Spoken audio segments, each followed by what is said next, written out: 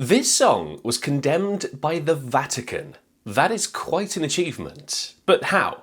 Well, it's all about an infamous French pop star, some racy lyrics, and some pretty breathy vocals. Je taime, je taime. Today, we're looking at Je Taime, Moi Non Plus by Serge Gainsbourg. Or I Love You, Me Neither to us English speakers. I know it's a confusing translation. And apologies in advance to the French because my French pronunciation isn't that great. Okay, so what is the fuss about? Well, some of you might not be so familiar with Serge Gainsbourg, so I'll give you a bit of a background. He's a French poet, a singer, and an actor, and he certainly wasn't a stranger to controversy. A lot of his work was met with, let's say, mixed opinions. Il faut vivre dangereusement les instants de chaque jour et s'installer dans la sécurité de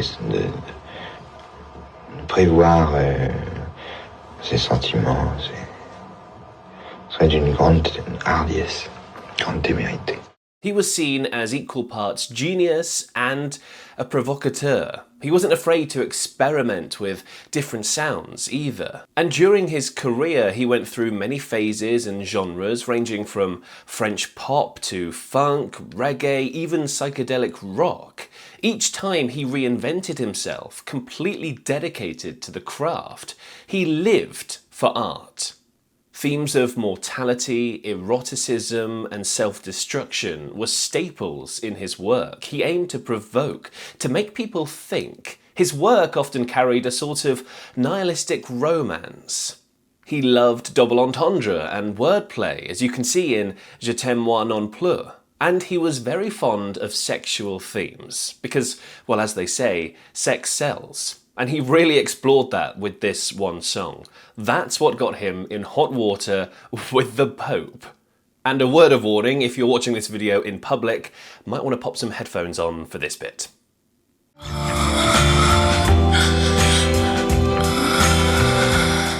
Yeah, so that's the song. It is what it sounds like. Or is it? I'll explain more later because it's all part of the story. But this wasn't his first hit. He'd actually been around since the late 50s. He wasn't massively successful in sales, but he was well respected and known by musicians and critics in France, and much of Europe as well. His early work was jazz heavy, and he earned the respect of his peers through these sort of witty, poetic lyrics. He was seen as an intellectual outsider. Clever, cynical, and not yet part of mainstream pop. In the mid-60s, Gainsbourg started writing for yeah pop singers, which were teenage stars in the 60s French pop explosion. Most famously, he wrote Poupée de cire, Poupée de sang for France Goal, which won the Eurovision Song Contest in 1965 for Luxembourg, and it became a massive hit across Europe. Then in '66, he was in hot water again, this time for his sexually charged lyrics. He wrote Les Sucettes, again for France Gall, who was aged just 18. Now on the surface, this song was about a girl who loves aniseed lollipops, but the lyrics are packed with sexual double entendre. Gall later said she felt humiliated when she realised the true meaning of this song. Gainsbourg revealed in the scandal that he liked pushing boundaries and playing with innocence versus perversion. He also got himself into a passionate love affair with Brigitte Bardot, who was the ultimate French sex symbol at the time, who just so happened to be married. And they collaborated on several songs together. And he took it to the next level with Je Taime. Now, before I continue, quick shout out for my Patreon page. If you like what I do and want to be more involved with the channel and my journey, go to patreon.com/musicmongoose. Now, the song actually came about after Bardot demanded that he write her the most beautiful love song you can imagine, after a particularly bad date that they had. Not high maintenance at all, obviously. Gainsbourg was up to the challenge though, and supposedly wrote the song in a single night, which I guess is easier when half the lyrics aren't even words. The other half is love or loins. Here are the lyrics translated into English. I go, and I come between your loins. I go and I come between your loins and I hold back. Yeah, I mean, it doesn't really need much translating, does it? And the rest of the song is basically him flipping the perspective of who's going and who's coming. Either way, it did the trick for his lover. She was thrilled by this song, and they recorded the song together in a rather intimate session. The poor studio engineer who worked on this song was called William Flageolet, and he claimed to have seen serious heavy petting during the recording. I suppose you could call it staying pure to the art, but equally you could also call it deeply inappropriate. But when the word got out, the press went wild with this story.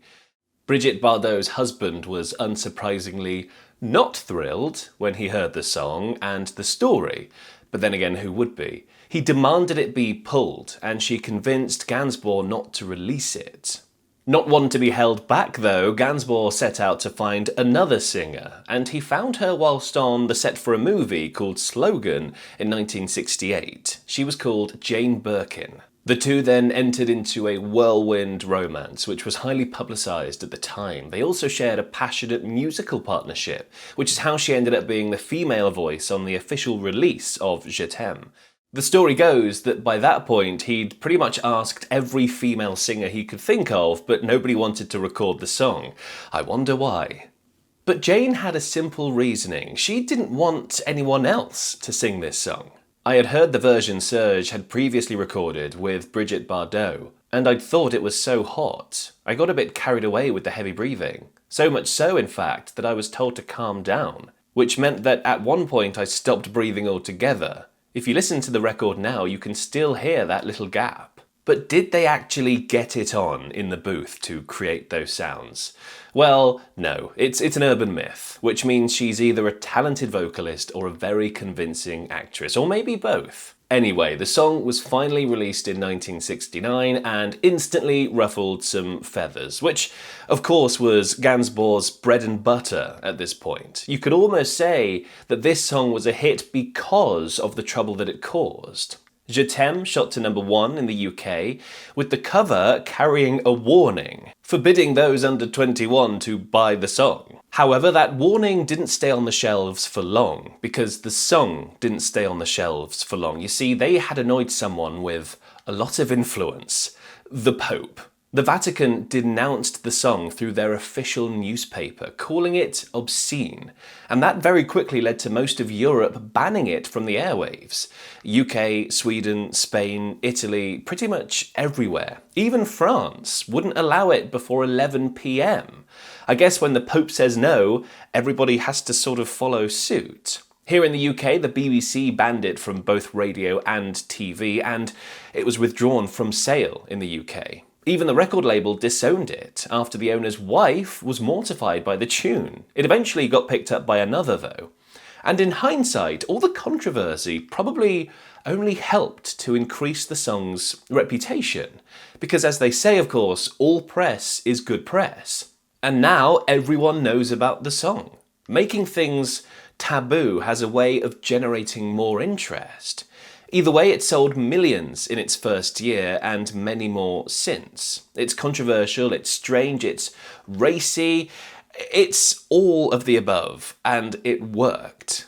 But at least they weren't being watched by the FBI, because that was the case for one American band in the 60s and 70s, and that is a fascinating story. Click over there for the video I made on that.